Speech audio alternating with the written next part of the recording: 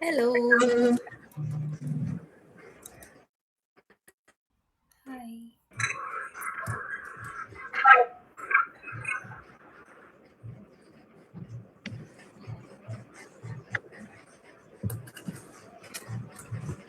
Okay, let's begin.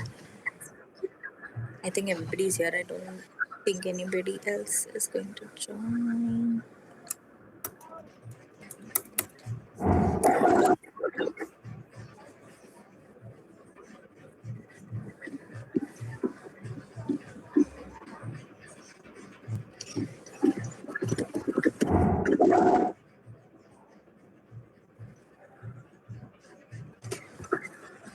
Soumya, you started recording. Yeah, let's start.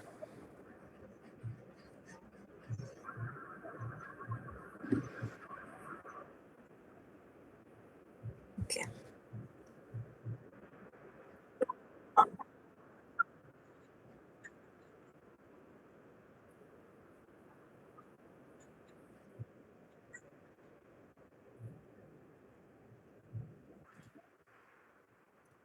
Okay, hello everyone. We are gathered here to discuss Happening by Annie Ernaux.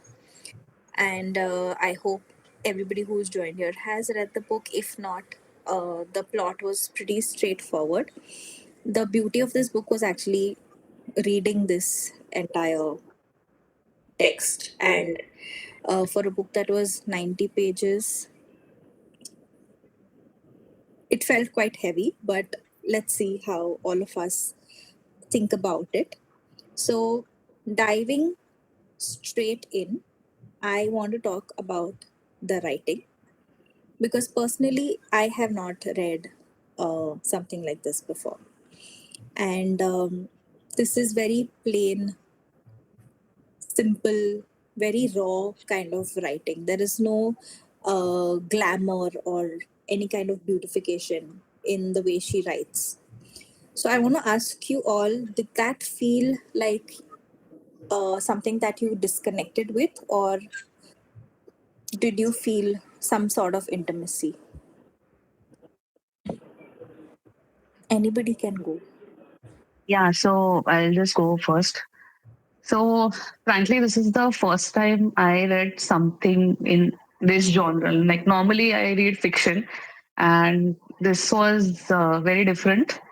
And as you said, right, the writing was, I think it was a translation, right? It's in French. So, I mean, I read it in English, so that also makes a difference. Probably that's why it felt that way, because the translator would have translated it a certain way. So it was quite simple. And yes, it was very heavy. Like you said, the number of pages were very few, but it was intense. And at some points, I mean, the way has been written, at some points, I could actually kind of feel that fear or what the author was feeling, and so it was quite intense for me.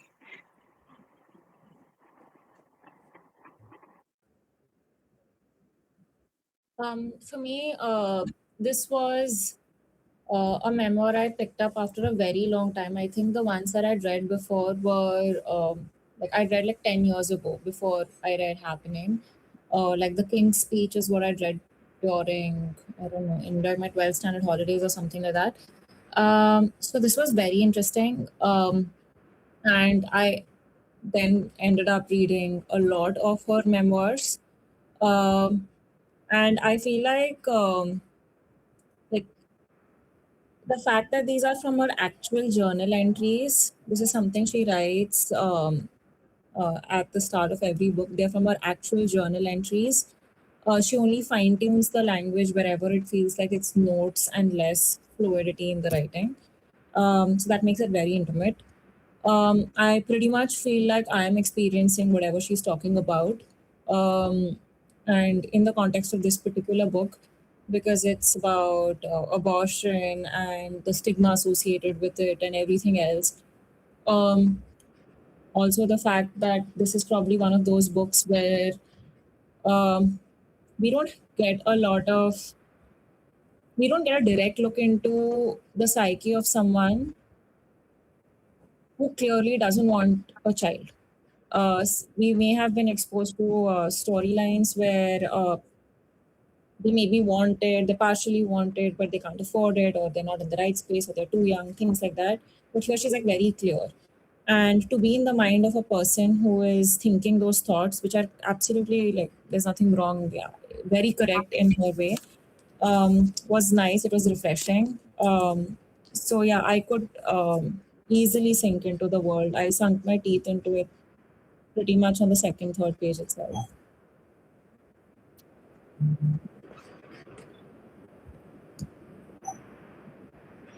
Can I go? Can I talk? I don't know if anyone has read Kamala Das' book, My Story. Actually, the writing is so similar, so raw. Even that lady, it's like she is bearing her heart out. The same thing I felt with this book. There are no filters. It's very organic, and whatever she feels, and she's just writing that. If any of you have read, you will find a lot of similarities. Of course, there she has written about her sexual desires, like how people interpret. That's a different genre, but nevertheless, it's a memoir. The same thing with this. Here, it deals with something else, but the writing is so very similar. No filter, very very raw, very organic, and you kind of you connect with it. And the pain, what she feels or what she goes through, all those, you really feel all those things. That's what I felt.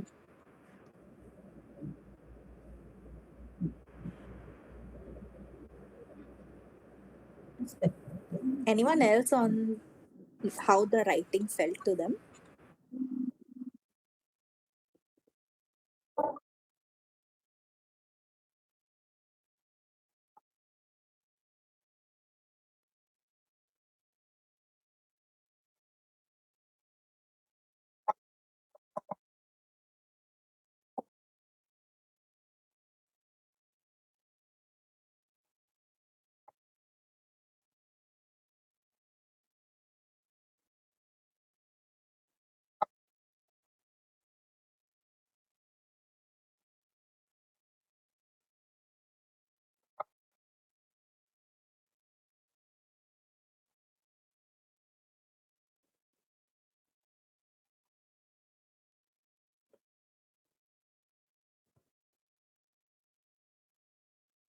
To me also, I felt that it was cold, but that is what the beauty of this book is. Like, it works so well with what she's trying to convey, and that made me connect with her as a person even more. Like actually feel her pain and just uh, imagine her there in that room. It was basically a very intense feeling for me as well.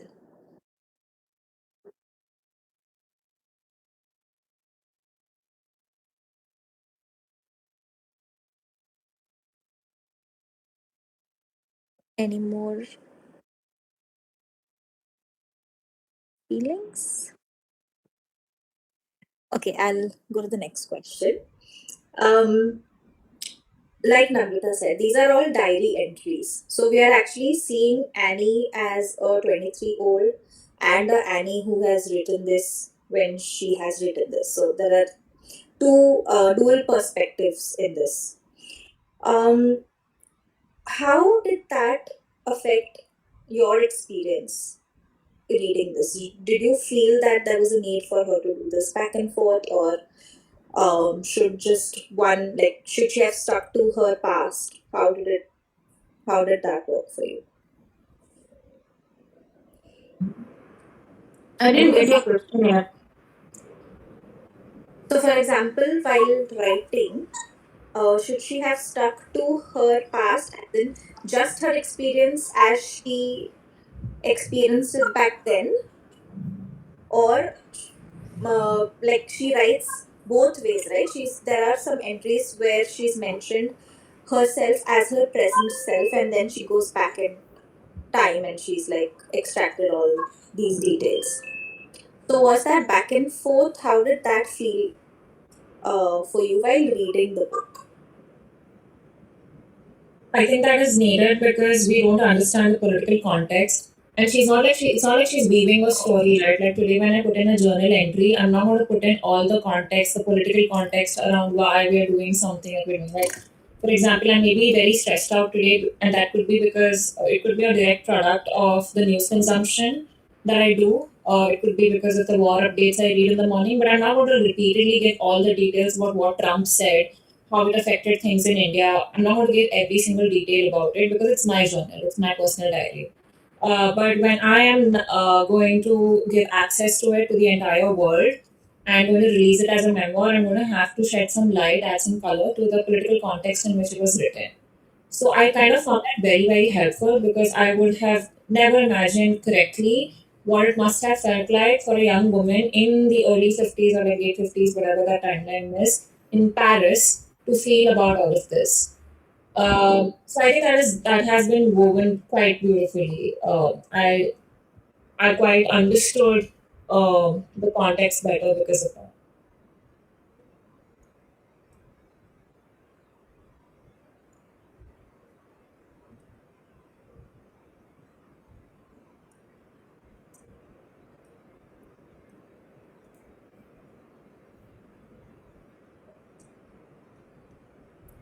Anybody wants to go? I think I fully agree with what Namrata is saying. Well, those lines are difficult to understand. You have to read them twice to understand. Yeah. Those she has written as the previous old. So the first time she kind of switched between the two, like present and past, I got a little confused. But like as I went ahead, it became clearer. And as I agree with Namrata, like she mentioned, giving the like what was the background, what happened in the past, like why did she have to go through such lengths to get an abortion? Because for us now, in the present day, it's like we can't really connect with that. So to make us understand, what is why was it so difficult, and it was literally a matter of like sometimes life and death for the women involved. So that helped, like giving a present perspective and then the past. So I agree with Namrata on that.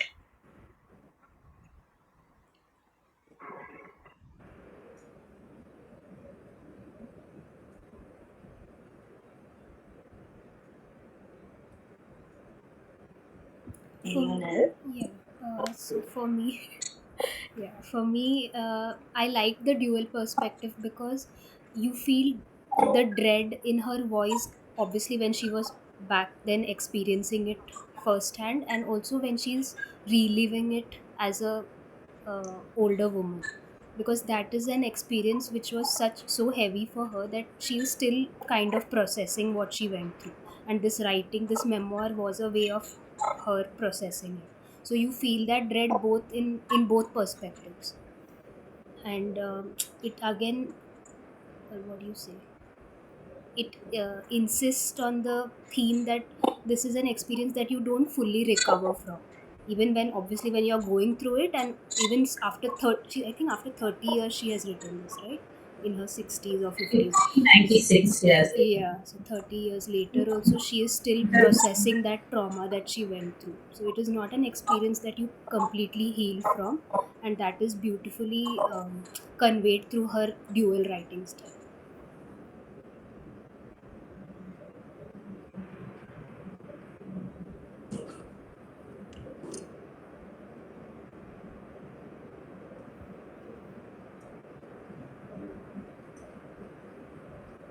Nobody else? Okay, next. Okay. Yes, so the next question we have is, 1 minute, I lost the questions.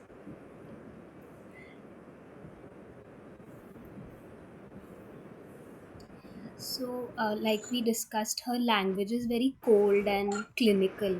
So, the way she describes the body and whatever the body is going through is in that same line. It's very precise. It's it has a lot of physical symptoms, like somebody is writing a medical report, you can say. It's not, there's not a lot of emotion put into it. It's very clinical. So those medical details, those physical sensations that she went through, did this choice feel brave to you, or did it feel alienating? And do you think it was necessary, or it was just her way to put that through very vulnerably and very, in a very raw manner? It was necessary. Okay. I also feel like when she wrote the journal, she never may have thought that she's going to publish all of it. And when we write our journal entries also, it's not for an audience necessarily, and especially not for an audience that, even if it is like people lie to their journals, but even if that is the case, no one focuses on the style of writing. They might focus on the truth, hiding the truth or fabricating the truth, or writing it in a slightly encoded sense or something like that. But no one really cares about, oh, is the prose going to hit the spot or not. So I think in that sense, it the whole reason why. So Annie Orno won the Nobel Prize, right? So she won the Nobel Prize in 2021 or something like that. And the reason she won it is that her memoirs shed light on very specific female experiences. And I don't really think it was a way of writing. It's just there, and she published it just by fine tuning wherever there are, we won't get context. So very often whenever I talk about Annie, I don't even discuss the writing style at all, because what else are you going to get out of a journal?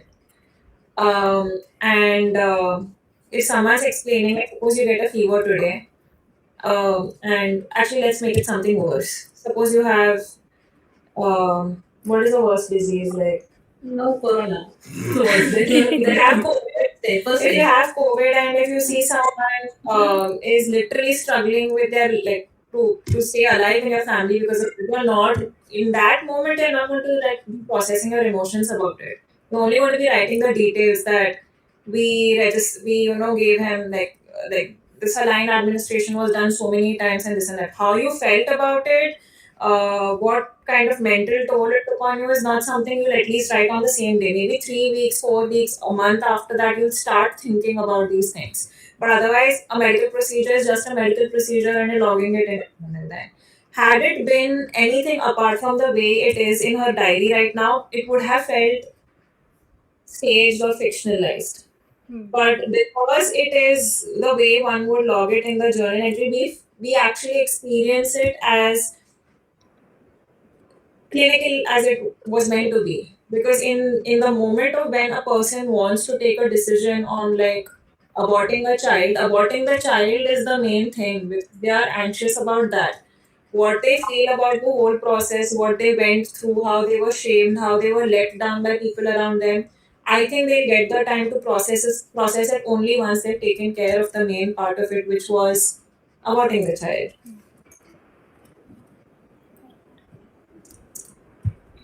Yeah, I agree with that. When I started reading those parts initially, I was thrown off a little bit. Maybe because I usually don't read journal. But I mean, after a while, I felt it was correct. I mean, it was necessary. Otherwise, we would never get the whole, like the context of it or the understanding of what she would have gone through. Because she could have, you can't sugarcoat these things. You can't make them like use euphemisms or something. It's better to just give it straight away, like for the reader to understand actually what the person has gone through. So I think it was the right choice. The main reason for discussing the writing style is just because I don't think any of us have read something so raw and so direct any time before. Like, I have read memoirs before, but they're nothing like this. And it was so descriptive. Like, even all the medical terms or anything that she was going through at that time, or the procedures, whatever it was, you actually feel like you're there with her. Yes. Yeah. It's crazy, but it felt like, oh, you're there. Like, It was, I mean, I would use the word like graphic. Yes, It's yeah. so vivid. Yeah. So, and it's marvelous how she does that just based on these journal entries. Like, it's there are like things that happen in our lives. COVID is a very good example. I think COVID was a more physical experience that we spoke about. Now, example, say like you're going through a divorce. Okay. Now, that is not like, it's not necessarily very clinical because they say your divorce happens much before the papers are signed, right? The marriage is already broken and then it's the legalities that you take care of. So, now in your journal entries in that context, when your marriage is starting to break, will be more like you're sitting in the mind of that person. And there you will not find it very clinical. You'll actually get into the mind of the person, and there I don't think we say it's cold or whatever because we're experiencing it. And then there are other things like, and I can draw other analogies as well. Like apart from medical things, say you are fighting a legal battle, a legality battle with a sibling or a cousin or something for ownership of a house. In that moment, you're so involved in the operational workload associated with it, you may not really be processing or like thinking even or giving attention to how you're feeling about it because you need to get the work done. But the same thing if you draw a parallel with a divorce or a breaking relationship or something that you're processing with your parents or something, your journal entry will be a lot more about your mind and you'll be sitting inside their mind. And then it may not feel cold, but it might feel overwhelming because you're getting to know everything in their brain, in their heart, in their mind.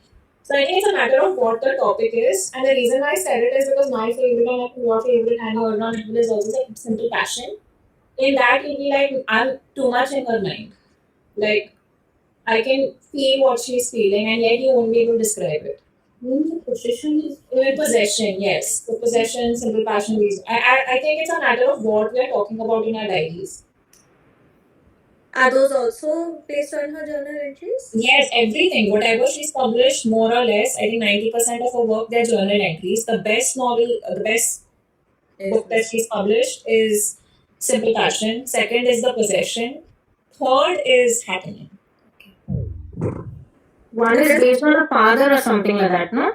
Yes, that is a man, some man, will I tell you. That is also very good. That is about how absent her father was when she was growing up and how that influenced her life. Oh, a man's place or something like that. A man's place. So there's a woman's story which is about the mother, a man's place which is about the father. And there's one more where it's just about her waiting in the hospice care for her mother when she's undergoing cancer treatment. So all the journal entries from that time. So like very specific female experiences, stuff that you do as a daughter, but associated with certain incidents in your life. Say as a spouse, as someone having an affair, everything. Her affairs are the best, guys. And I read that and I'm like, I know why I don't want to have an affair after marriage.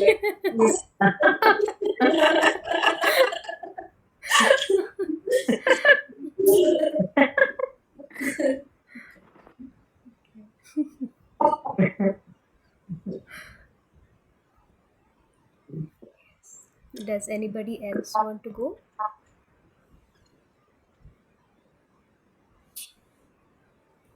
Actually, I forgot what was the question.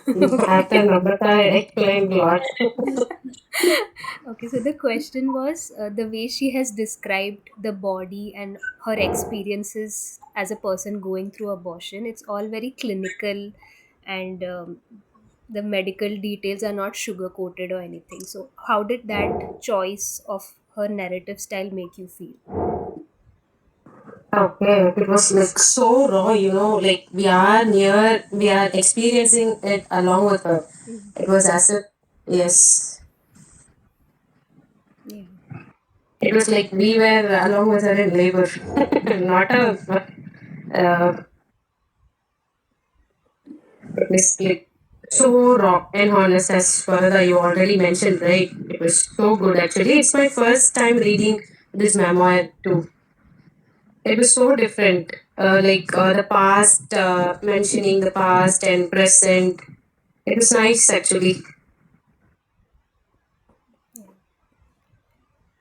And I feel another thing is because um, if if she had somehow sentimentalized the language, it would be like she's trying to sugarcoat or make it aesthetic, that experience, but it is not an experience that is um, pleasant. So the language that she chose was very apt. That precision of the, like those medical things and the clinical terms and all, it refuses us to escape from that experience. It traps us in with her, and exactly how she felt when she was 23. Okay, so if we don't have anybody else who wants to share, I will move on to the next question. As an abortion as a ordeal for a person is obviously something that they have to go through solitarily. I mean, as an physical experience, it's a solitary experience, but obviously it matters who you have around you during such an difficult period. And for her, it was mostly alone, but there were certain people who were there along with her in that journey. So some of her friends obviously look away, her boyfriend completely disappears, doctors turn her out. And how did that social isolation feel to you? Did any of the other characters surprise you in the way they reacted to her, or um, behaved when she broke the news to them?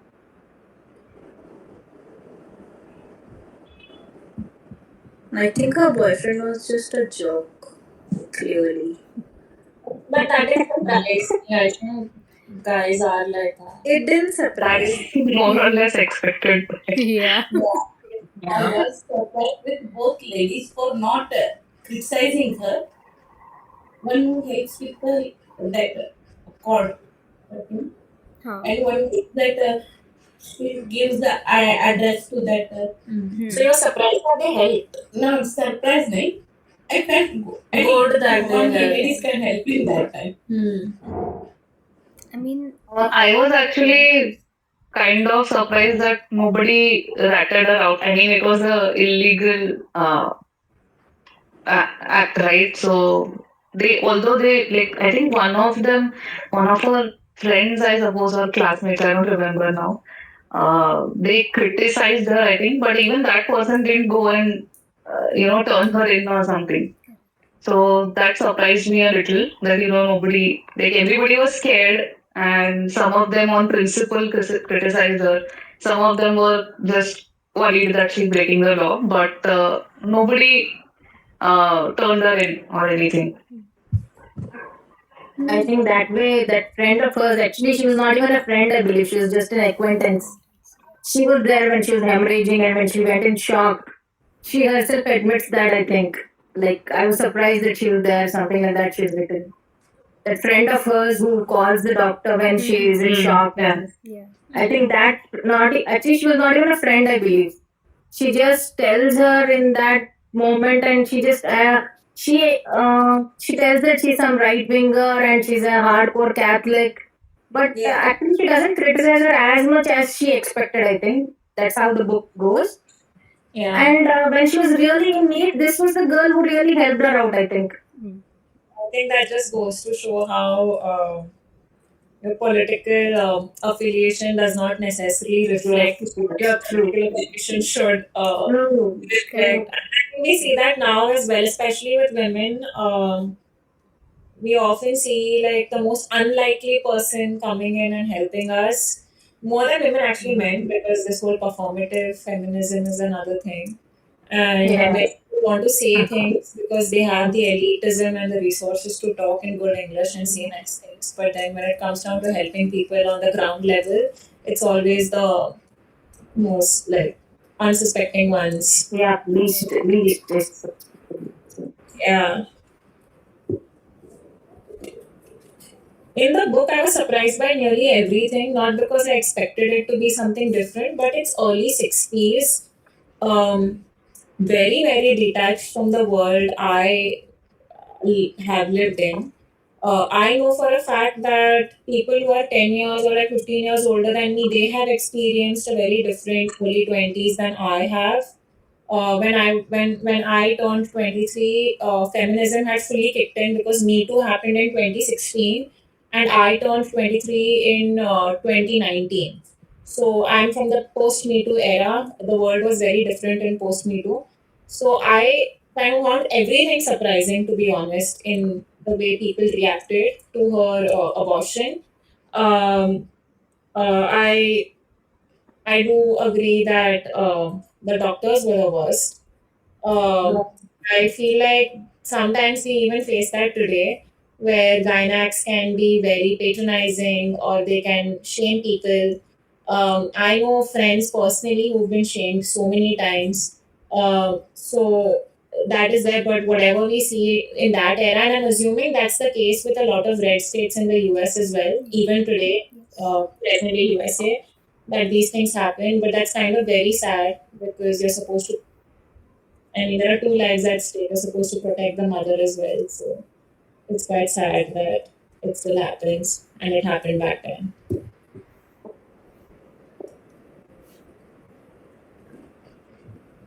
And what's more shocking in the book is there's no one empathetic there, including the protagonist. She just wants to get rid. She wishes in that moment. Even the midwife who is conducting the abortion, even when she's putting that cannula and whatever that is inside in those days, whatever. Even at that time when she's putting, when she's not supposed to scare the patient, she talks about another lady who has done some complication and that lady dying because of abortion complication. So I mean, like even that was everyone is like I don't know, the characters are they are written as they are. She's not made up anything literally, I think.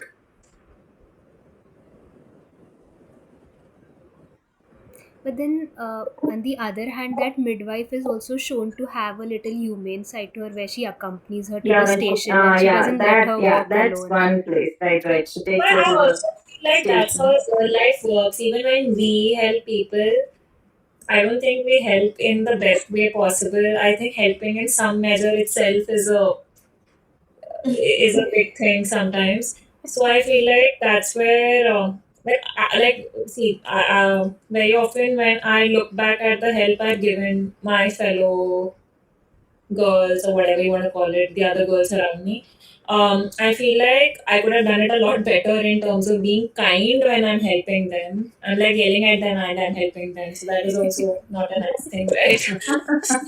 So I feel like that's how humanity works, that sometimes we are of service to people, but we're just being horrible because we don't know what to say at the right time. But the times were so different, I think. Now things have changed a lot. I wouldn't say it has changed a I lot don't because where I am staying, things are really bad in terms know. of. Yes, I know. Your state is anti-abortion, right? Yeah. Oh, is it? Interesting. How many are there in the US? I think almost, I All. don't know. Yeah, majority of them. I mean, as anywhere where it's a red state is definitely anti-abortion. Yeah. Actually, it's quite surprising that in today's day and age, like we're still having that discussion of whether a woman should abort or not. Yeah, that is Very funny actually. And that too in the US. I mean, that's the funniest part. Like, if it was being discussed in a third world country.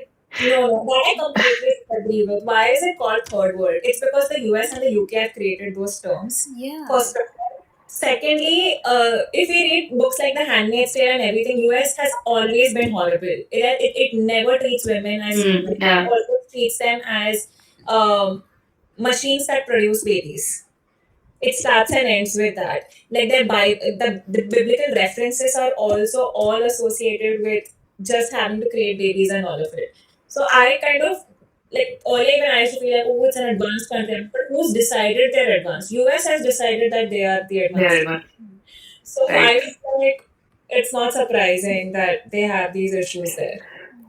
And as somebody who came here with that notion, thinking that yeah, it might be better here, but after living here for now almost 2 years, I think we are much more, especially in terms of medical things, in terms of some, not everything, but in some ways, women's rights are much more better in India, because over here they have anti-abortion laws, but at the same time there is no mandatory maternity leave. Women have to join back Wow. work within 4 or 6 weeks sometimes after giving birth, and even those 4 or 6 weeks are sometimes without pay leave, Okay. non-paid leaves. So I mean, at one end they want you to have babies, on the other hand they are not supporting, giving you the infrastructural support to, grow To a raise family. And yeah, babies. Yes. exactly. True. And also like the student debt situation in the US is insane. So your children have to grow into functional citizens of your country. For that, they have to be educated. At least an undergrad degree is the bare minimum to function in this world today. But because so many women are thrown out of the workforce just because of a lack of options, they have less financial resources. So when your financial resources are diminished, you then end up incurring student loans. To avoid student loans, people then decide not to study. They decide to get into workforces which do not require undergrad degrees.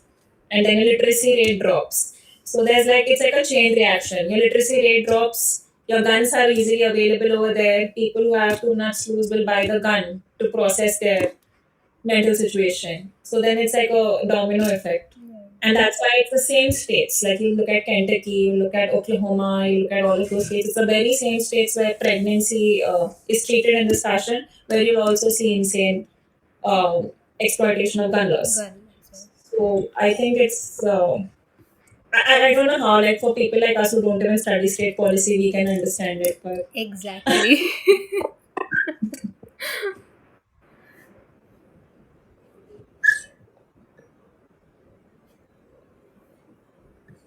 Interesting. So, someone, I think Soumya, you only mentioned that the way she has written this book, the the concept of shame is underlying throughout, but it's basically not as self pity, but as something that she is just um, analyzing throughout this text. So, what are your takes on this? Did you find it? Did you find that detachment of that? Like she's like, okay, fine, this is how it is. I'm not very what to say. She's not ashamed of it. She's very openly saying that this is what has happened. So was that surprising for you guys to? Yeah, I think for me, certain places where she evaluates her own behavior, she's very detached, like you said, and also the way she describes it is like there is no shame attached to it. For example, there's this one, um, I don't know, it's like this, like once she finds out she's pregnant, she goes out dancing with her friends or something, and she is like attracted to this guy, but obviously she doesn't go ahead. But that sentence um, is so raw and vulnerable, and there is no shame attached to it at all. I mean, I like that, but also it is, I mean, I don't know personally if I would ever describe my experience in such words. And I think that is what the beauty of this book is, in like to see somebody's unfiltered mind and thoughts in that ways. I feel like we often say books help us experience what we've not experienced ourselves. I think someone's journal will help us further experience something that is definitely a very specific and personal experience. Right. Something as niche as getting an abortion when you can't get an abortion legally is one of probably the most niche experience you can go through. And I think that's also the reason why she has been rewarded and awarded with whatever she got in the last decade, because it's easy to put these as subplots in a novel, but to see it, to hear it from like a person who's gone through it is an entirely unique reading experience.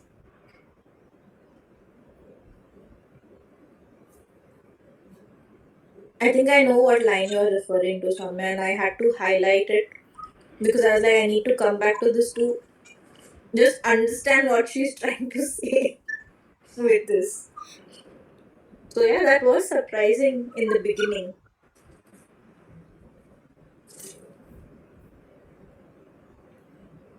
I think I also like how brave she was from the onset, because a few stories that I've heard about abortion or attempted abortion, or people people deliberate too much about should I or should I not, until maybe someone talks them out of it or they talk themselves out of it. So I think I admired how brave she was on what she wants to do, and was like just looking for ways to get to what she wants to do. So I think I liked the tone of where how brave she was, and she was not arguing with herself or discouraging herself or like confused. She was very straightforward about what she's gonna do, and just started looking for ways to do it and did it. So I think I liked that. I envied that, because I feel like if it was me, I probably would have talked myself out of it or something.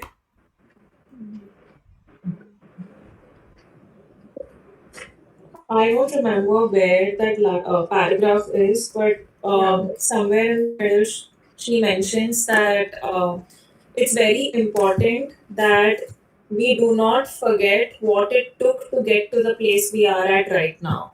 Because very often, once a battle has been won, we start trivializing the effort that goes behind it. So today, if I have like any kind of rights. Like I often say this, my mother's generation is the reason why I am as ambitious as I am today. Because they probably led dual lives, like all the working women of their generation, especially mid 90s, late 90s, early 2000s in India, where they continued to do what their mothers were doing, plus they handled whatever corporate jobs, any other jobs that they took up. And hence today we are in a position to say that I want to do this, want to do that, and all of that. Very important to not forget what was done to achieve what we have today, because it's very easy to go back to the state we were in if we forget the strife that the populace went through back then. I can't find that paragraph, but that was so well written. It's That on page 21, Namrata. I think you're referring to that one. The fact that my personal experience of abortion, that is clandestiny, is a thing of the past does not seem a good enough reason to dismiss it. dismiss it. Paradoxically, when a new law abolishing discrimination is passed, former victims tend to remain silent on the grounds that now it's all over. So, what went on is surrounded by the same veil of secrecy as before. Yes. And a very good example of this is the less we talk about this, the more such things pervade our society. Like the whole trad wife thing that we're seeing on the internet right now. I want to like drag those girls and like I don't know, shake them or do something like that, almost physical, because that is so humiliating and so incorrect. women fought all these decades to like not live that life, Right. to get access to the opportunities and resources that their male counterparts have, and now these people want to become travelers. So I think to keep talking about it, and whenever people say, "Oh yeah, this is a story of the past," it's not a story of the past. It can always become a story of the past. I get very annoyed when people say those things. And I think the way she's put it in like she's articulated it in a very intelligent way, which is why she's a Nobel Prize winner. But that is like that is what sums up the book for me. Like when you read such experiences, you understand things better, and it just makes this sort of like a necessary read for people then. Because I've given this to men as well, and the smart men derived a lot from it. The dumb ones do not understand it.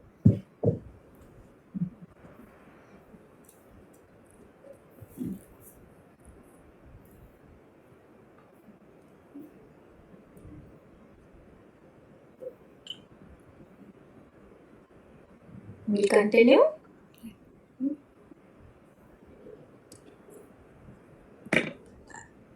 We both lost the questions now. I have found it. Shall I go next? Go. Okay. So here, obviously, she comes from a working class background. Yeah, and she's newly arrived to university with a scholarship. So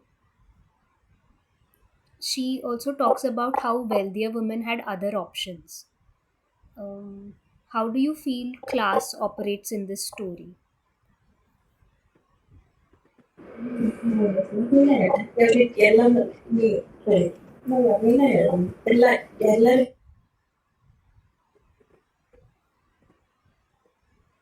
You went on mute for a minute.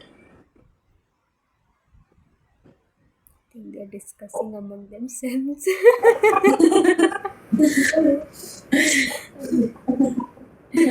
Working class pervades everything. That's why fictional feminism is needed. I have more resources than my house help. Someone richer than me, who's like fourth, fifth generational urban citizen of Mumbai or something, has more resources than I do. So class pervades everything, and it pervades so many things. Like I'm more privileged than a trans woman also, so it definitely does.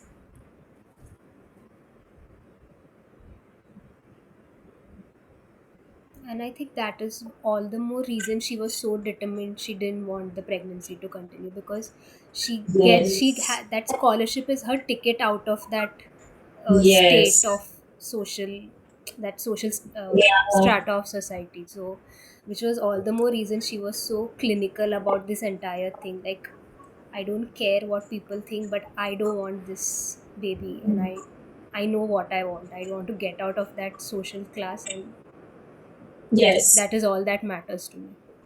When you're bound by marriage at a young age, when you're bound by children at a young age, you are bound by whatever social status you came from. Right. You fight to not live in that domestic setup for enough time. That's the only time you'll escape the constraints of your financial background or economic, socioeconomic background, whatever it is.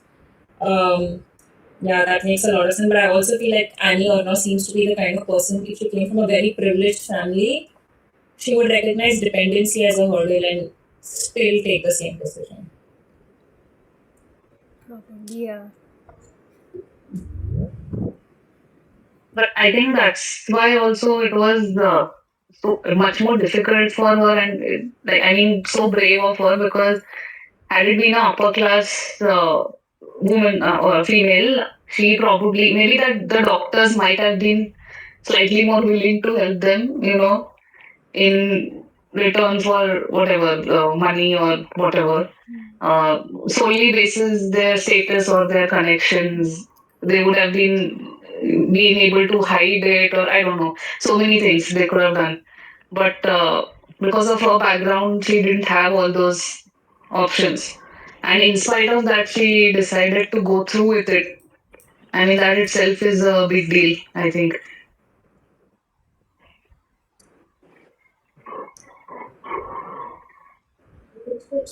So she did feel like she didn't care about aborting. There was that one line, right? Like she cried when she delivered that 3 month old, that fetus. When she saw that, she cried. So it was that it mentioned that she too had some feelings, but at a stage, but she didn't want that. So yeah, so she was clear, but even though she was clear, she was like she too had feelings. So that showed like human has feelings, right? So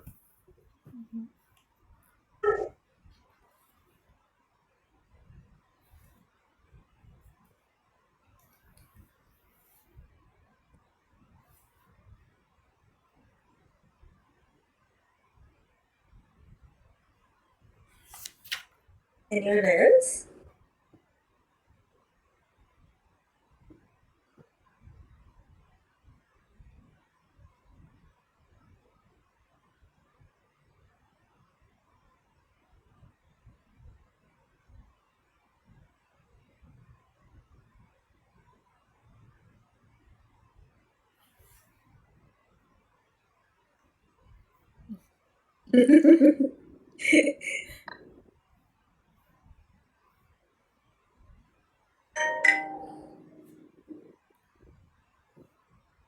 Okay, next one. You want to take You it? are. Okay. I found it too. Uh, the question is, are there any subjects you think that are fully not addressed even through literature? For example, this kind of a subject, which then makes it, very, like there was a line I read, and I think we've discussed this in our previous call. I don't remember for which book, but the importance of literature versus media. If these subjects are not talked of in literature, how does that impact the overall, say, social media, news reports, whatever it is? How important it is to highlight these issues, specifically through literature?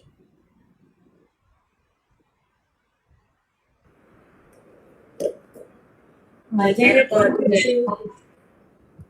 it's very critical. I feel like sometimes I feel like I've consumed a little too much hope in the literature I've consumed as a teenager or like as a young adult.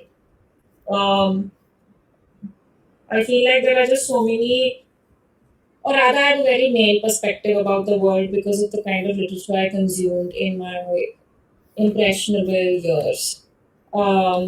So I'll give you an example. Even if I read J.K. Rowling's Harry Potter, we never really get to know what Ginny and Hermione's life feels like as a girl. They're so male in a way, if that makes sense. So I feel like there are so many things that we just don't look at from like an equal perspective that okay, there are two mentalities that make the world function. There is a male, there's a female, and of course, there any other gender with the fluidity and all of that. And because there isn't parity in the way we look at the world through literature, it's important then that there is categorical attention given to such things where we intentionally look at these topics. I feel like motherhood, especially, the term itself is a broad spectrum. There are willing mothers, there are unwilling mothers, but they're both mothers now. What it means to be either of them is so important. Um, there are young mothers, old mothers, there are people who want to conceive, who can't conceive, there are people who conceive too easily but are not fit to be mothers, there are people who want to abort but the state controls their rights. There is such a range associated with just procreation. And it is very unique to the female body. It's very unique to the female anatomy. It's also very unique to female politics. So I do feel like we need more We need to read more about this. We need people to write more about this. And we need people like her who are very raw and blatant about these things. Because when you read her other books, you just start understanding just how much shame Annie Ernaux has let go of when she's published all of her memoirs. So I really do think this is important. There is this book she's written, which is called A Frozen Woman, where she's married. She wants to pursue a teaching career, and she's a young mother, a new mother, and she's unable to manage anything according to her. So she feels like she's a woman frozen. And I feel like this like when I put it across to you like this, it might seem like a very simple thing every woman has to do. Okay, but every woman who's going through this is living an experience that is difficult to live. So what about it? Who's going to speak about it? How am I going to understand that? I don't want to have to always go through this experience to understand what it feels like. I've read enough about being happy in a marriage. I've read enough about being a mother and oh, my child is my everything and all of that. But there are so many things associated with it. So these stories need to be published. Only then will you humanize your own mother, others' mothers, yourself. Will extend grace to yourself as well. So I genuinely think we need more from this standpoint. I agree on that point because, um, like, there is a term called as mattersons. It's like adolescence, but what a mother goes through when she gives birth and becomes a mother. So that experience, personally, I mean, I don't know if there are books out there that talk about that experience, but it is something that completely shakes you and transforms you. And I have never read anything that describes that the journey of transition through Mattersons. And not only that, about women going through so many different things, about women going through menopause, women aging, women trying to fight uh, patriarchy when they are at a certain stage later in life, earlier in life. There are so many female experiences that need to be written about. And every stage of a woman's life has its own challenges, and I feel there should be more literature about every stage. I think women, I don't know, if because of the conditioning or something, they usually uh, trivialize their own experience. Like, they might think, okay, what is there to write about in this? I mean, all women are doing it. What is so special about me that, I have to write this? And because everybody around them is telling them that, right? Yeah. Okay, if when a woman gets married, right? Okay, everybody's getting married. Then when she has a child, everybody has a child. You have not done anything different. But nobody really, like even within the family, or maybe a girl with her own mother, never discusses what it actually means, uh, to have a child. What does a person go through? Even like, I never discussed it with any of the women in my family, so nobody really talks about it. You kind of come to know, find out on your own. It's like that. So I think, yeah, I mean, somebody writing about it will really help. Well, how many women already knowledge about it also? And this is for us also to think about. I think only now there are women who are who got married maybe in this last 6-7 years who are ready to say that marriage is not everything that it is made up to be. Otherwise, if you think of the women, even just like 7-8 years before, they used to shame you for not being in that category. And I feel like women want you to live the misery they live. Yeah. So that's why I feel like, oh no, motherhood is amazing. I probably like, there's a very high chance that that woman does not like kids also. So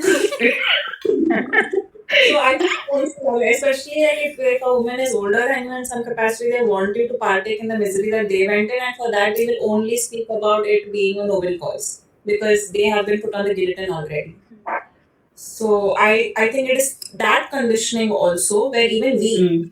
I'm pretty sure I may have done something which is very feminine in terms of my social role.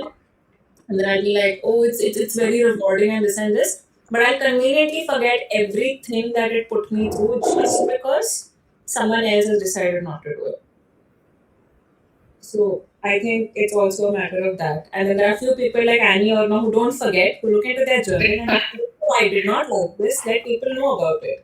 Yeah.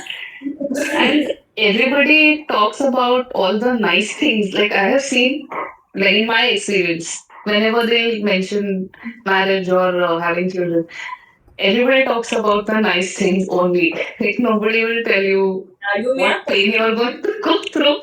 So I liked this book for that, right?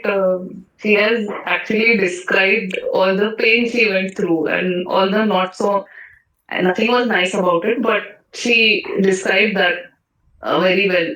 So, I mean, even for becoming a mother, somebody needs to talk about the not so nice things as well. Otherwise, it's all like rosy. Oh, children are so cute and they love you, you will love them. And you're that's born nice. to And be a sorry, I couldn't you're hear born you. to be a mother. You're born to be a mother. It's a Yeah. gift. I hate that sentence. We were taught only that See in how people like Soumya now, that is the difference. Like, but Soumya, how many people do you know who are even slightly older than you who used to say this out honestly? They felt either they felt guilt or they wanted to drag people into their own misery. It was that. But you know, if you're intelligent, we know that when you're saying it, it's not like you're criticizing the journey of being a mother. We know you love your kid, we know you're responsible to your kid. But I don't know, like most women are just like, oh no, this is like the pinnacle of things, and I'm Yeah. not going to you. I didn't forget older people my age also are there. Like, so there are few of my classmates who became mothers much earlier than I did, and they and like I had my first child after 6 years of marriage. I purposely waited because I was not ready for it, and people used to keep asking, it's been so long, why aren't you? I mean, first of all, I used to get so angry. Like, this is a decision that me and my spouse have to make. You don't need to get involved in it. Exactly.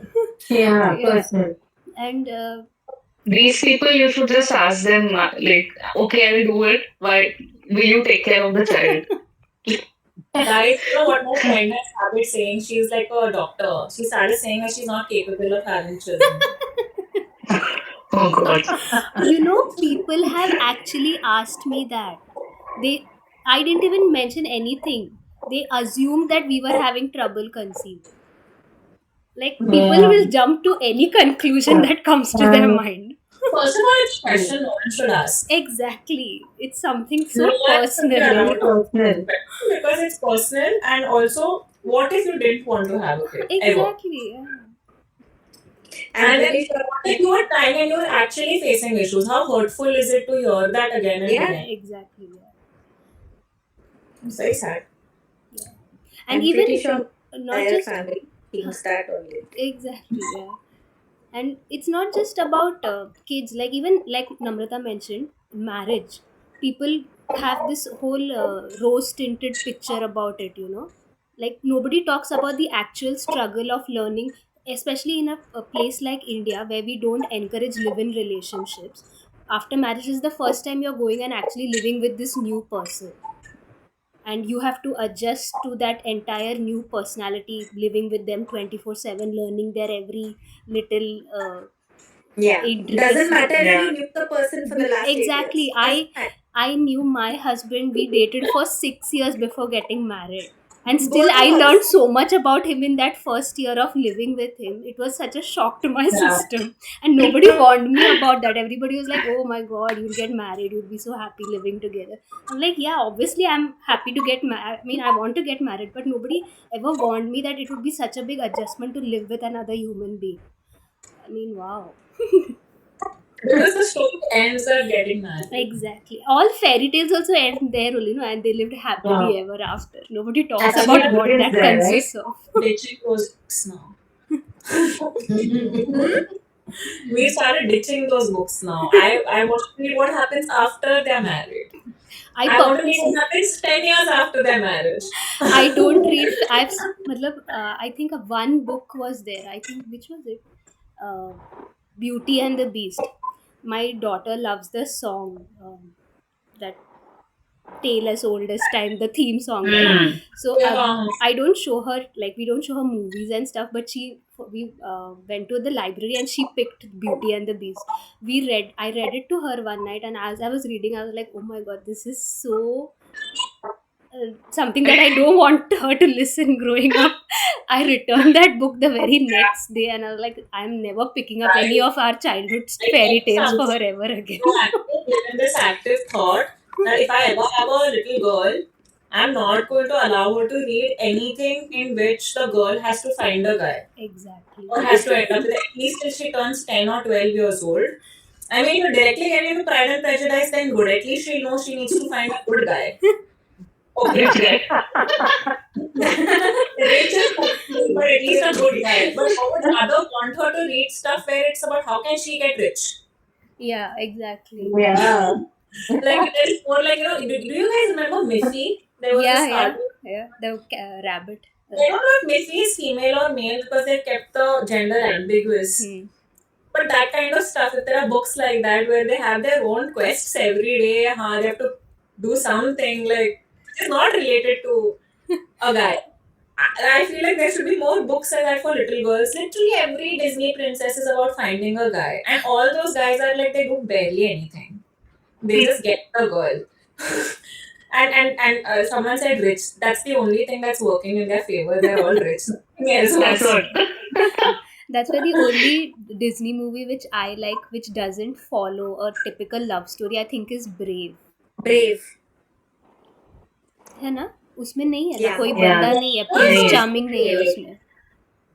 उसमें है, I think, but that's not the हाँ, it's The not the main focus of focal the point, story. yeah. हाँ. I feel like even in Frozen, like he's a subplot. He's not the main dude. He's a subplot. Yeah. Side character. It's like how Swarda leads her life, guys. Like Parth is a side character. So. Actually, have you guys seen any of those Barbie movies? Like, I used to watch them when I was little. Some of them were good, actually. I mean, they didn't have all the.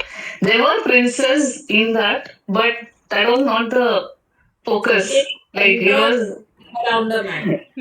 Yeah. Very good. That's a very good example. Like they had their own quest, or they had to achieve something, they had to win a Yeah. competition. Yeah. Pretty cool. But anyway, coming They have back, personalities. Like in many of the, like movies also, some movies, the female won't have any personality at all. She's just, her whole purpose in life is to find a man.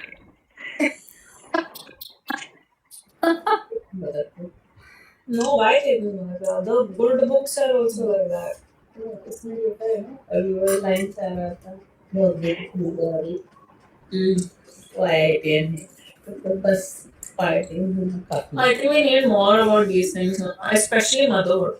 Yeah, motherhood is a very silenced topic. It is. It's spoken of only when you choose motherhood in a conventional sense. For all the importance that motherhood is given in society, adoption is looked down upon. Yeah. So what is the critical part here? The fact that you have to have a biological child where your body is getting used to give birth, or is it to be a mother? So like I think there are many nuances to motherhood, and I feel like it does not get the respect it actually deserves. Instead they put them on a pedestal. Yeah. And then, And trivialize all the hardship that it involves. yeah. Agreed. Okay, I think I'm going to jump Yeah. to. And I feel all our last three questions are thoda aisa. You can like put them together and like a closing. Bye. Okay, so one is that if you were to write about something that is as hard as this, what is the kind of writing you would choose? Like for me, I always thought I'll make it a comic, like to put it across. If I ever have to talk about something difficult, have you all thought about it, or if, say, hypothetically, you all want to, talk about your life phase that has been hard for you, how would you like put it across? If it's in a very active sense, I would actually craft a novel around whatever topic I want to speak about. But if it's about writing style and if I had to do something like what Annie Ernaux did, then I would publish my journals as they are, because I have also maintained an account of very specific female experiences since a very early age. I can speak of one, for example. I have been stalked a lot. I have experienced that since I was 12, pretty much. So I have a written account of nearly everything. And I feel like that is a great experience to speak about, because we normalize talking.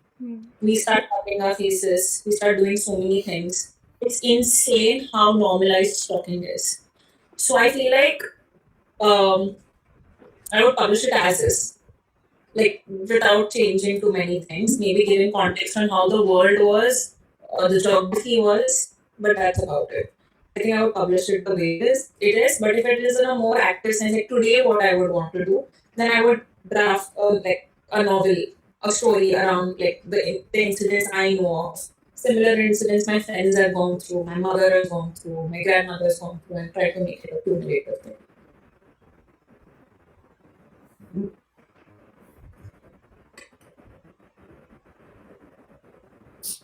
Nice. Has anyone else thought of it? It's a very random question, but I just thought, since we've read Annie Ernaux's journals, do any of Like I wanted to extend this question after this. These are things where bad things are happening to us. For example, here in the abortion thing, she is not wrong in any capacity. There are female experiences where we are wrong also, where we make wrong choices, which is her other books. So, what would you do in that case?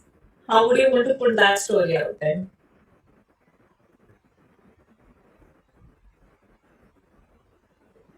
I'm not answering. I've done nothing wrong in my life.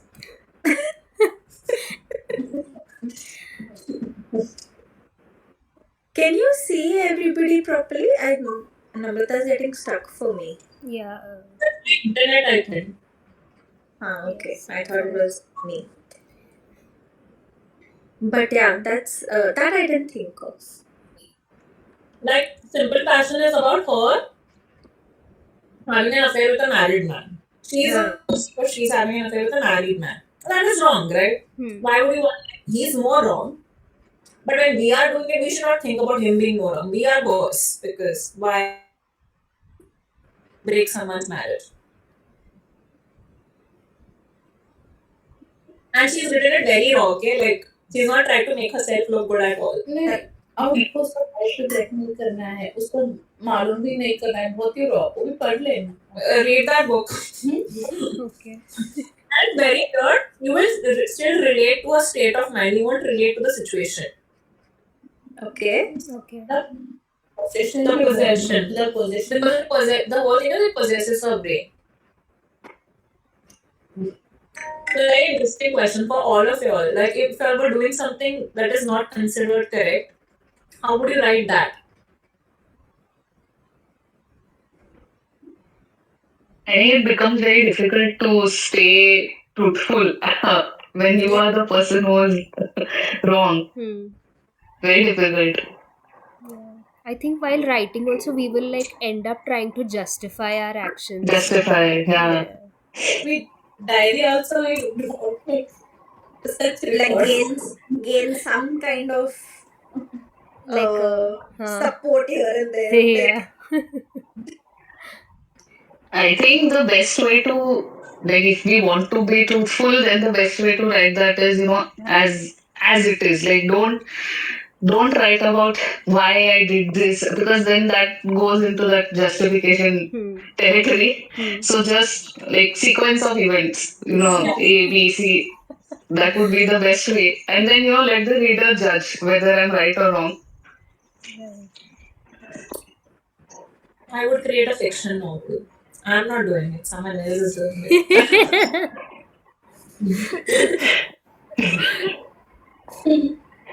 Best alter ego. I do feel like that's what people do also, maybe. Probably. Not necessarily be stuff they've done, but even the stuff that has crossed their mind, Yeah. which channeled through the characters. And see, this I can like confidently say bad things cross our minds. It could be for like 10 seconds sometimes at the most, but we all have horrible thoughts sometimes. It's just a matter of acting on it. And that's the one thing we're not doing. And I feel like that one thought, if you extrapolate it, it can become a whole book. Like we read if we were villains, right? As in this group itself. In that everyone is so horrible. There is no chance the author has lived that much negativity in their life.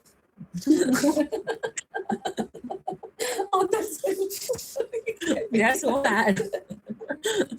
I agree. Or like J.K. Rowling, I don't think she used to kill people. Right? But now I know she probably thought, she thinks about it, she just doesn't do it.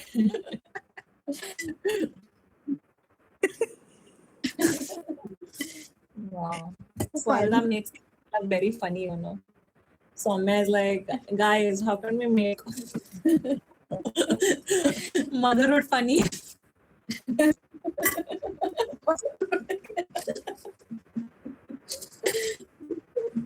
You can. That's the creativity, no, of the author. Give birth to two clowns. Ask her. I mean, dealing with toddler tantrums and all, you can turn into comedy, but Yeah. that first 2-3 months of postpartum, you can't. Postpartum, again, an experience that is just not. So there is one movie, and I highly recommend it. I watched only half of it. There's a Jennifer Lawrence and Robert Pattinson film. I forgot the name.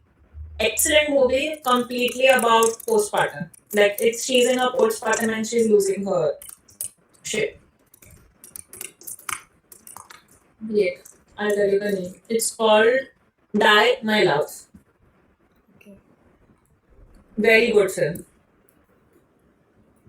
Nice.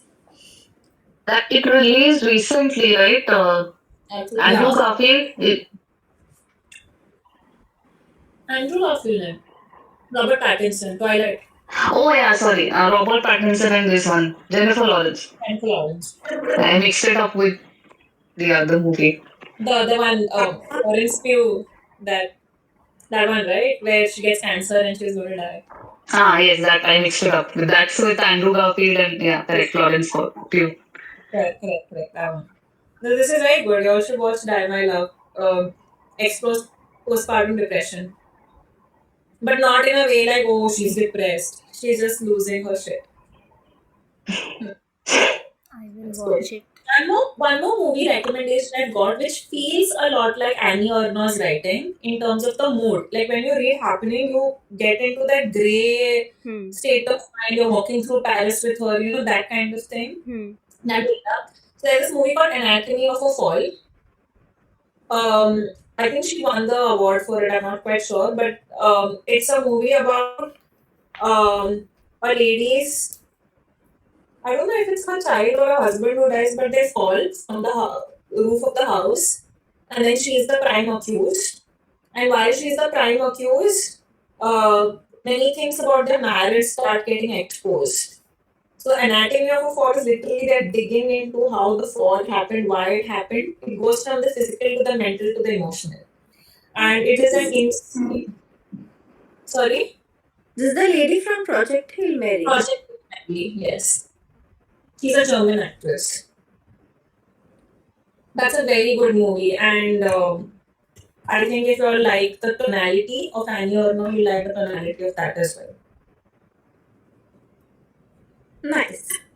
So, in one word, if you were to, okay, two parts of the same question. In one word, if you were to describe whether you like this book or not, what would that word be? And second, what would you say if you want someone to read this book? How would you explain it to them? Or convince them कि भाई ये पढ़ लो. Namrata has done it for us. I was convinced. Hearted. So I have a friend named Barkat in Mumbai. I was at a book club. I was leaving the bookstore after everything was done. He was like, "You have to stop. You can't go." He blocked the door. And then he was like, "You have to follow me." I'm like, "Okay, bhai, I'm coming." And I go. Then he takes those two books out from the shelf and he starts talking about it. You absolutely need to read this book, Namrita. Like, you will enjoy this book so much. It's going to change your life. I'm not going to tell you what the book is about because that will kill the effect of it. But if it was someone else, I would give them an elevator pitch about the plot. I'm not going to give you an elevator pitch about the plot, but please read it. I assure you that the moment you read it, you're going to message me and say thank you. This was his pitch. And then I immediately bought the book. I read it in the afternoon immediately. In the evening, I messaged him, "Thank you so much for reading the book to me." This is literally how it happened. He hijacked me. And it so happened that after that, 23 people read the book in that group in the course of 3 weeks. And then we've gone on to read many other books. I think I've read 6 books by her now. So I highly recommend it. Some of the best literature that's come out in the last 20-30 years is easily Annie Ernaux's books.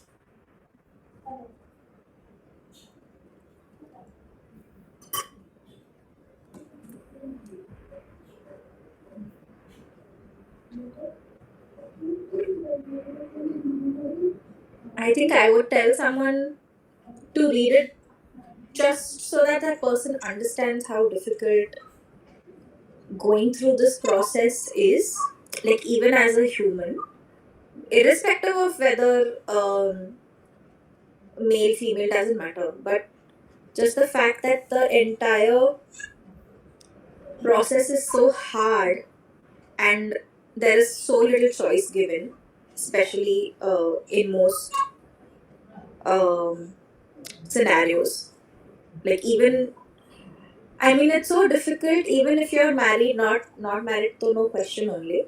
But when you're married and you still have to make that decision, I think it's a matter of choice. And I think awareness is very important. I think even I would recommend it on those lines only, to like understand what it is to live with a body you have no control over. Even in today's day and age, you have no agency over your own body and you have no choice in such an important matter.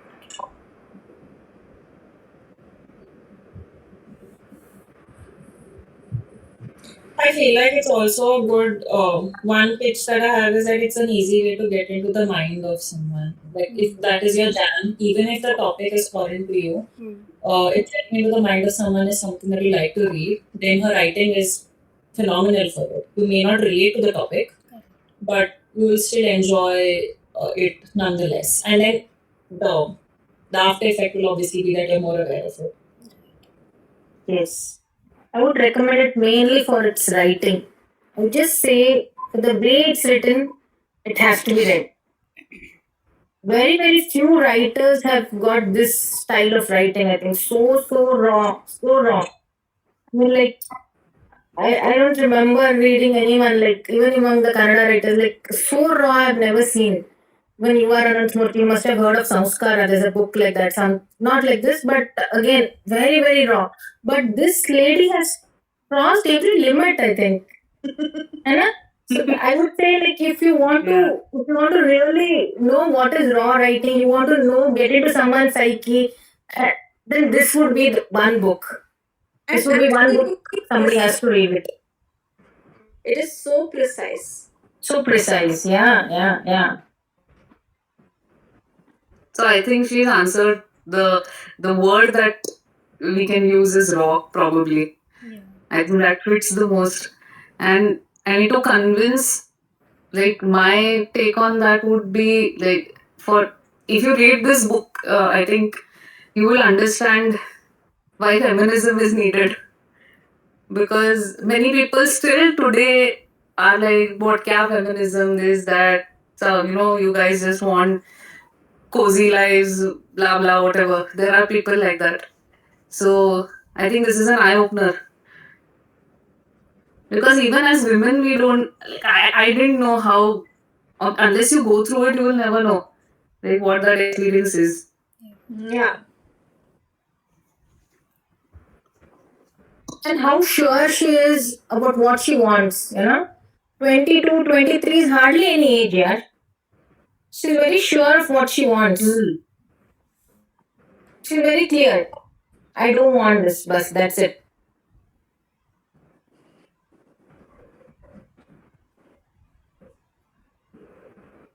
And the best part is she doesn't expect anything out of her boyfriend also. Right? That's written off completely. Otherwise, there are women where they go on, like begging them, there's nothing like that in this book. Nothing. Just, I don't want this bus. And then she even says, no, she doesn't even call it a fetus or, she calls it as it. It. She mentions that. Yeah. But I was just thinking, how would, I mean, it's very difficult to imagine, but what would you call a baby you want to not have in your journal? Because there will be endearment if you want to keep the baby. Otherwise, it's like appendix. Ah, a baby is not born is not a baby.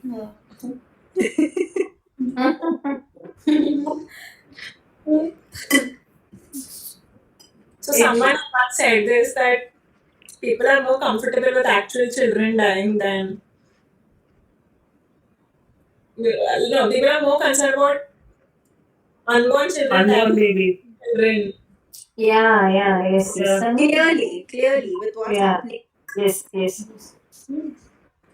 And it's not about the baby also. It's like them not wanting. The It's woman not to about have the baby. Huh.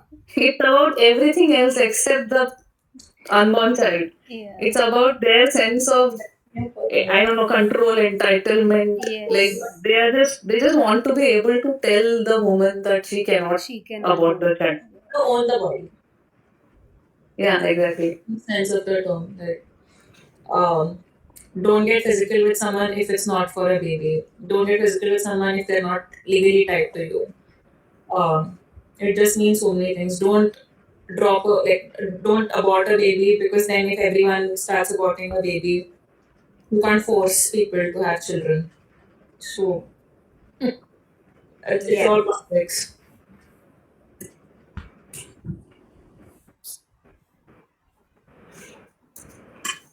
But okay, I have one hot take. Okay, I feel like right now we think this is a certain flavor of feminism, but this is holistic feminism. And you know that if you're reading other books, I really request all of you to pick up either The Possession or Simple Passion after this one.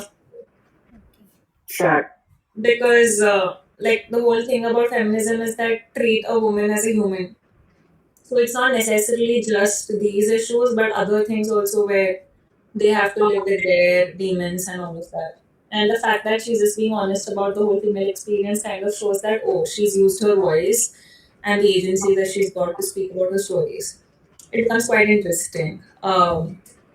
In fact, like, so I should have like an ad hoc discussion with Simple Passion. It'll be really fun. Everyone will be like, "Bruh, guys, what happened? What is going on?" Yeah. We could do it. Let's see. Maybe just this group who Yeah. has actually read happening. Happening, yeah. We can do it. And I guess that also would be a short one, right? So which we can complete in a day. I think we have Yeah, it. all of them are short ones, I think. No? The question is this much. Oh, that's good. Oh, it's short. Yeah. Are these available? Most of them are not available, I guess. They're available in the good bookstores. Like I found all of them in bookstores in Mumbai mostly. Achha, achha. But in Bangalore also they're available. I've seen them in Blossoms. I've seen them in like couple of bookstores there. I'll check. Check out. Bangalore and Mumbai has hard copies available, but in Pune I didn't find. In Pune there are 2 bookstores or 3 bookstores. Bookstore of the East and 3 bookstores. One is Crossword Chain. Then there is that Book World on FC Road, and then there's Pagdandi. Yeah. Yeah. Pagdandi has that. My side of town doesn't have anything other than crossword. See, Pagdandi is your side of town only. But that is also my side of town is still far from Pagdandi. Yeah. where are you from? I am from Pimpri Chinchwad, PCMC. ऐसे क्यों किया मेरे को?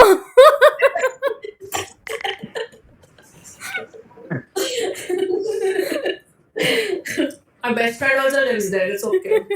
Lives in Nigri. हमारे उधर नहीं है ऐसे independent book stores. That purpose store also has also FC Road store. One more book. Bookworld only I think it's called. And that Kaka store on FC Road. Niche. Yeah. हाँ हाँ. Fun.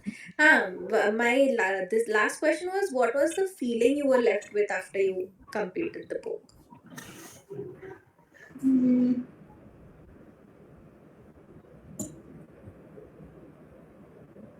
I was very numb for the first 5 minutes after I finished. I said, okay, now I can't read anything else. Let me sit with this feeling for a second. Yeah, agree. Yeah. I Same. felt that this book and a couple of books, yes. मेरे लिए क्या है ना exercise करना था मैं तुरंत भाग गई कंप्लीट करके she was like endorphins let's go trying to work out this weak nonsense basically a man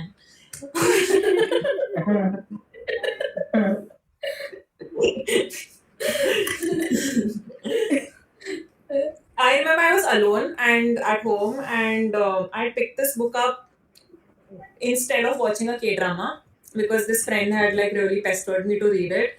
I read it and I was already going through a lot of personal stuff that day in the context of like, you know, patriarchy and everything. I read that book, I finished it and I felt like, first of all, because of the writing style, it is very, you know how you feel like 1984? There is a similar kind of Yeah. So one was that. So as an antidote, I had to watch a K-drama that I watched 7 to 8 times already. That is what I did. But it left me feeling also very. It also made me feel nice because I think as I'm growing up, I'm liking honesty in women, especially from women who have more life experience than I do. I'm not appreciating. Lies, fabrications to like when they lie to you just because they want you to settle into the patriarchy. I'm not feeling very comfortable with it. But when someone gives me the honest truth, it makes me I actually end up being braver in terms of facing patriarchy. Instead of just being a blind rebel. So it helps. I think it gives you the tools to tackle things. So it also made me feel very nice that okay, someone's talking about this aspect of it. So in an odd sense, it was comforting also.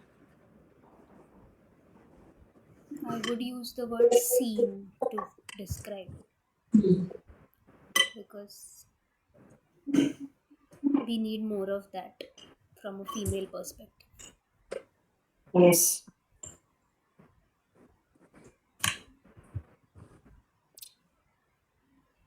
Yeah, I agree to that. I felt like a pride, like, oh, I'm proud of her for going ahead and doing that, and it was successful.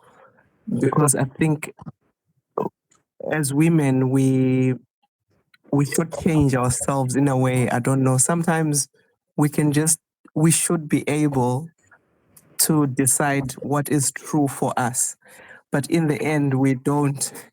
So I was just happy for her. Like she did that, and I think like Namrata was saying, is as I grow older, also, I just feel like sometimes I'm just like, oh, is that the way that it was done? I don't feel like doing it that way because it doesn't feel like that's what I want to do.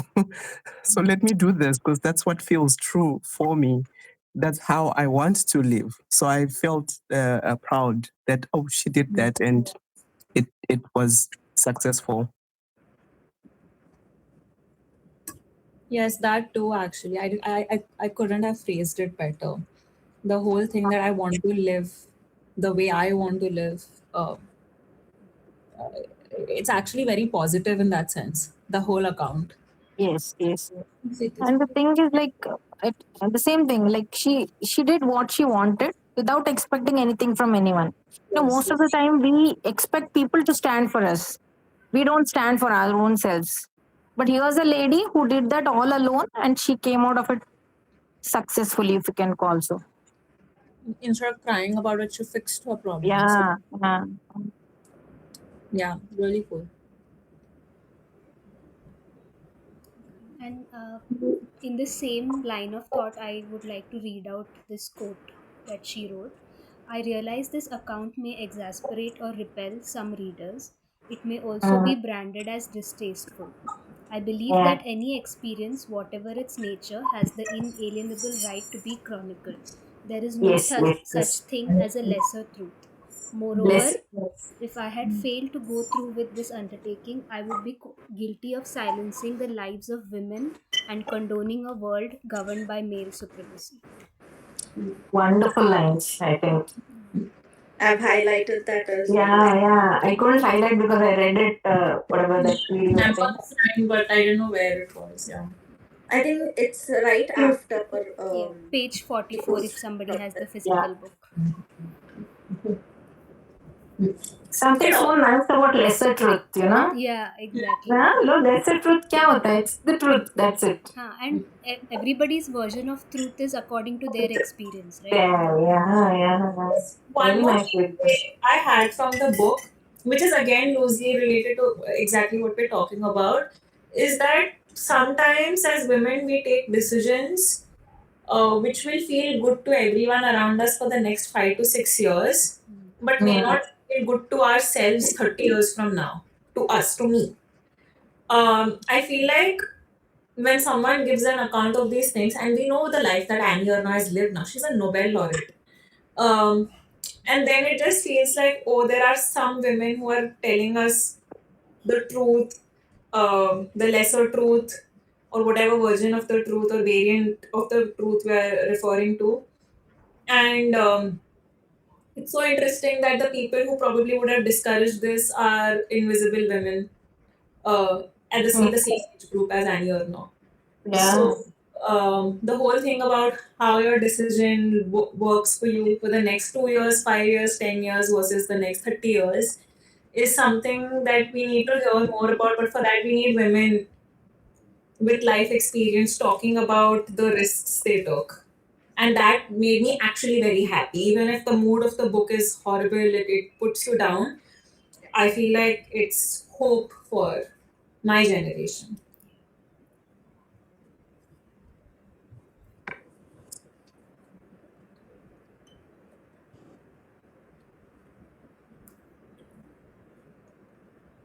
Okay, I think with that we can end the discussion. My mom wanted to talk about one thing. She was a very good point that Please.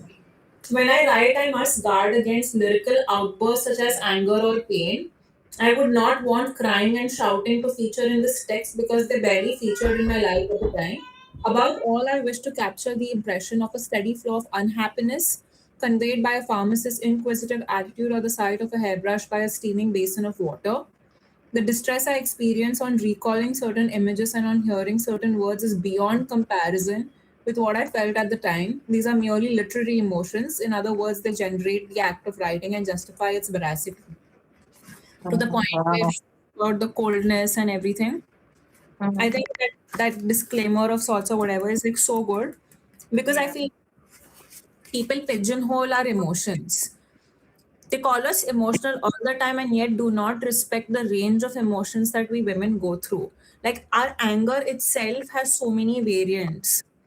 I can even say this like my father's anger is maybe like 1 or 2 shades. My mother's anger has like 7 to 8 shades. It is very situational. And for all this emotional talk, there is very little respect given to what kind of emotions we might be feeling. And also, it is expected of us to feel a certain way about everything. So sometimes you might celebrate a breakup because you got rid of a stupid person, right? But no, you're expected to feel sad. At the same time, you might have mixed emotions about things, but people do not want to like they don't want to take your emotions as they are. They want you to feel what they want you to feel, which is incorrect. So I feel like that thing that she's written, that I did not feel like crying. I was not angry. I was just disappointed. I was disappointed in the system and the resources and everything. I think that information is so critical, like so critical. Because, like I said, at that point of time, it was like appendix for her. I think the whole thing about a baby was lost or something may or may not have occurred to her much later. Yeah.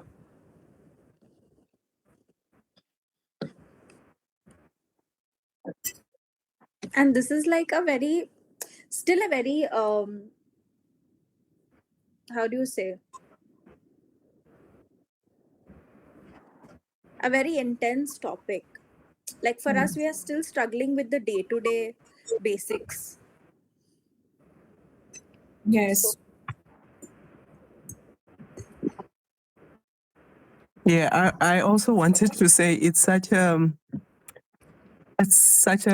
difficult topic because we as women we meet it at different levels and we have different resources to even think about it. Like a 14-year-old could be pregnant, doesn't have those resources or those thoughts or that exposure, but has to make a decision, but is in an environment where the people are influencing what is against whatever they may feel, or they are not even helping her to express what she would like to do in that situation. And then it could be a married person who is also in that situation, might have the resources, but maybe the environment does not allow the religion or the culture. And so it's such there's a lot of emotions, but there's not so much talk or so much information about it. It's something that is hush when you want to speak about it or want to do it or want to discuss or want resources or you need that much money or to be at this level of society to access that help. So it's very difficult. So I was not expecting such a book, and I'm grateful that I did read it. And I think if I was also to tell someone, I'd be like, let's read it. It's very short. Let's read it together. But it's hard and gray. Yes. Anything more anyone wants to say? Otherwise, I'm just leaving the link to an essay over here, just because this was such a good discussion. And Swarda asked this question about such books. Do they have to be like? Do we need more writing on these topics? So this is just something that I was reading. The role of literature in like the present world. And it talks about truth. Like in a world where we think that truth is lost, literature is still a way to get the truth, make the truth accessible to readers. So I think everyone here, because of the thoughts you'll have, you'll might enjoy reading this essay. I'm also sharing the group. So Yeah, sharing the group. I think I just want to thank you guys, for suggesting. Picking up this book, because me on my own, I don't think I would have ever picked it up. So just because of the nature of the topic. So thanks for suggesting this, and I really liked the book, and I will definitely read the other books written by her. Yeah, we have Namrata only again to thank for this one also. Because I remember Thank you. I added this to my TBR pile in November or December when she last told me. She's like, you have to read it, you have to read it. And then I was like, let's all read it. That's the beauty of running a book club, guys. You get people to read what you want to read. Yeah. Yeah. With that, I want to announce the book for May. Yeah. It's called The Simoquin Prophecies by Samit Basu. I think it's a fantasy by an Indian author. I don't know much about this book, but I have heard good things about it.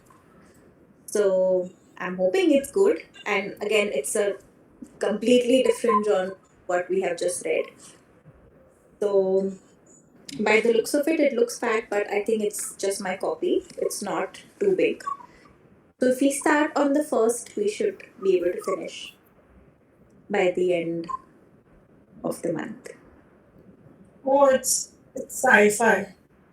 It's sci-fi? Yeah, sci-fi plus but any sci-fi is fantasy pretty much. Fantasy only, yeah. Nice. Okay, thank you so much everyone for joining. Thank you. Can we Thank take you and good night. Good Can night. Like photo a photo? If everybody can turn on their camera. Wait, I'll also take a screenshot when everyone's ready. I have read it on my phone. Even me. Okay. I'm taking a screenshot, okay? Yeah. Smile. I'm doing it with the wrong hand, guys. Just a minute. Huh? Keep smiling, keep smiling, keep smiling. Done. Thank you. Sure. Thank you. Good night. Thank you. Good night, Everyone. everyone. Bye bye. Thank Thank you. you, guys. Bye bye. Good night. Good night.